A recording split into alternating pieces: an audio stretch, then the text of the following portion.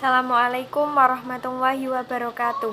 Perkenalkan, nama saya Putri Lutfiatul Mahbubah, asal dari Universitas Islam Nahdlatul Ulama Jepara. Saya berasal dari kota Jepara.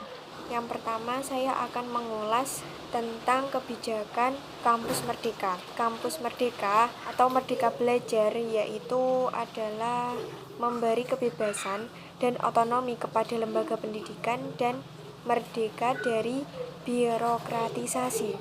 Dosen dibebaskan dari birokrasi yang berbelit serta mahasiswa diberikan kebebasan untuk memilih bidang yang mereka sukai. Kampus Merdeka merupakan kebijakan Menteri Pendidikan dan Kebudayaan yang bertujuan mendorong mahasiswa untuk menguasai berbagai keilmuan yang berguna untuk memasuki dunia kerja. Kampus Merdeka itu memberikan kesempatan bagi mahasiswa untuk memilih mata kuliah yang mereka ambil. Adanya konsep belajar merdeka tentunya bertujuan untuk memberikan keleluasaan kepada mahasiswa untuk belajar di luar kampus. Konsep tersebut terus dikembangkan oleh Kemendikbud sebagai upaya untuk mendapatkan calon pemimpin di masa depan yang berkualitas. 4 kebijakan tersebut yaitu yang pertama mengubah PTN Satker menjadi sebuah PTN BH. Dalam kebijakan tersebut, dalam kaitannya dengan penerapan kampus yang merdeka adalah mengubah PTN Satker untuk kemudian menjadi PTN BH. PTN Satker adalah sebuah perguruan tinggi negeri dengan status sebagai satuan kerja di mana di dalamnya terdapat layanan umum yang tersedia. Perubahan tersebut dilakukan dengan mengubah PTN Satker menjadi PTN BH atau perguruan tinggi negeri dengan kekuatan badan hukum. Perubahan tersebut dilakukan pada penerapan kampus merdeka tersebut dikarenakan tuntutan yang ada saat ini yang telah bergerak dengan sangat cepat. PTN BH nantinya dipastikan akan dimiliki oleh semua kampus agar dapat berkompetisi di panggung dunia tentunya. Kemudian yang kedua yaitu adanya penyederhanaan pada akreditasi perguruan tinggi. Salah satu kebijakan lainnya yang diterapkan dalam kampus yang merdeka adalah adanya penyederhanaan pada akreditasi. Kebijakan ini berkaitan dengan program reakreditasi yang pada dasarnya bersifat otomatis untuk semua peringkat dan juga bersifat sukarela bagi perguruan tinggi. Pada dasarnya, dalam penerapan kampus yang merdeka, ke depannya akreditasi tetap berlaku selama 5 tahun dan bisa diperbarui secara otomatis. Kemudian yang ketiga yaitu membuka prodi baru. Selanjutnya dalam penerapan itu membuka prodi baru, menetapkan kebijakan lain yang akan ditetapkan kepada setiap perguruan tinggi baik itu PTN ataupun PTS. Kebijakan ini itu berkaitan dengan otonomi bagi setiap perguruan tinggi baik PTN ataupun PTS untuk membuka atau mendirikan sebuah program studi yang baru. Otonomi pendidikan prodi baru nantinya akan diberikan jika sebuah PTN atau PTS telah memiliki akreditasi A ataupun B. Kemudian yang terakhir, yang keempat yaitu adanya kebijakan 2 semester di luar kampus. Menurut Nadiem mengatakan bahwa pada dasarnya apapun yang dipelajari seringkali hanyalah menjadi sebuah starting point saja. Adanya kebijakan untuk melakukan kegiatan selama 2 semester di luar kampus pada dasarnya menjadi sebuah bentuk kemerdekaan yang didapatkan oleh mahasiswa. Kegiatan di luar kampus bisa dilakukan dengan berbagai macam hal, mulai dari magang atau praktik pada suatu organisasi. Mengajar pada sebuah sekolah di daerah terpencil pada dasarnya juga menjadi salah satu contoh penerapan kegiatan 2 semester di luar kampus. Mahasiswa juga bisa melakukan kegiatan membantu riset atau penelitian dosen, serta membantu mahasiswa S2 dan S3 melakukan penelitian. 4. Kebijakan tersebut pada dasarnya akan mendorong keberhasilan pada penerapan kampus merdeka yang diterapkan nantinya. Semua pihak tentu perlu mendukung adanya penerapan kampus yang merdeka dan membantu mahasiswa lebih siap menjadi SDM yang unggul. Selanjutnya yaitu latar belakang. MDR atau mengajar dari rumah merupakan sebuah program yang diselenggarakan untuk membantu adik-adik siswa yang berada di lingkungan sekitar para relawan yang mengikuti program MDR tersebut. Dengan adanya program MDR ini, diharapkan adik-adik siswa, baik itu dari TK, SD, atau MI, SMP atau MTS, SMA atau MA, yang mengalami kesulitan dalam memahami pelajaran atau saat belajar dapat terbantu oleh program MDR yang dimana relawan atau tenaga pengajarnya berasal dari mahasiswa yang aktif di seluruh perguruan tinggi di Indonesia.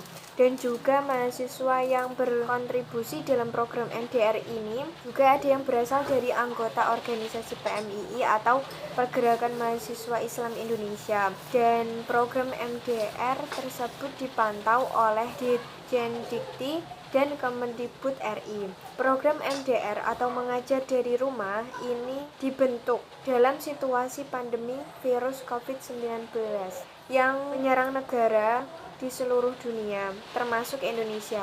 Karena dampak dari COVID tersebut, dari mulai bulan Maret 2020 hingga saat ini sudah memasuki tahun 2021. Di masa virus COVID-19 tersebut sangat cepat penyebarannya, sehingga dampak negatif yang terjadi di negara Indonesia bidang pendidikan, di mana pemerintah memutuskan untuk semua masyarakat harus bekerja maupun belajar dari rumah atau menggunakan sistem daring. Karena situasi tersebut membuat kegiatan belajar mengajar di Indonesia menjadi tidak efektif, sebab dengan sistem daring tersebut yang mana tidak ada pertemuan tatap muka membuat para pelajar kesulitan dalam memahami pelajaran karena sistem daring yang dilakukan masih kurang efektif. Sehingga dengan dibentuknya program MDR ini membantu adik-adik pelajar dalam melakukan pembelajaran yang masih belum efektif karena diberlakukannya sistem daring tersebut. Program MDR ini juga tetap mematuhi protokol kesehatan yang telah ditetapkan oleh pemerintah. Program MDR ini dilakukan mulai bulan Oktober sampai bulan Desember. Dari setiap minggunya dilakukan pelaporan. Kemudian sasaran dari program MDR ini adalah adik-adik siswa dari siswa-siswi TK, SD atau MI, SMP atau MTS, SMA atau MA. Sasaran siswa yang saya ajar yaitu berasal dari siswa sekolah MI dan SD RT 3 RW 3 Desa Troso, Kecamatan Pecangaan, Kabupaten Jepara. Kemudian selanjutnya yaitu ulasan dari materi yang saya ajar kepada adik-adik. Yang pertama yaitu pelajaran tematik dengan materi PPKN. Membahas mengenai hubungan simbol dan 5 sila. Kemudian materi bahasa Indonesia mengenai kalimat ungkapan. Selanjutnya yaitu saya memberikan kebebasan kepada adik-adik untuk mengekspresikan dengan menggambar sesuai kreativitas mereka. Kemudian mempelajari pelajaran bahasa Jawa mengenai pewayangan, yaitu dari silsilah Pandawa dan ciri-ciri dari pewayangan tersebut.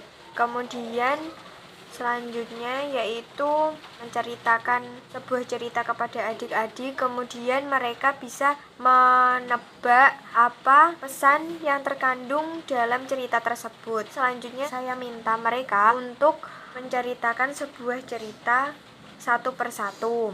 Kemudian selanjutnya yaitu saya selain mengajar pelajaran umum, saya juga mengajari mereka belajar mengaji. Kemudian selain belajar mengaji juga ada mengenai materi Al-Quran, hadis. Selanjutnya pada saat saya minta mereka untuk menggambar, saya selingi juga dengan tebak-tebakan seperti hitung-hitungan penjumlahan, pengurangan, perkalian, tapi lebih seringnya ke penjumlahan dan pengurangan.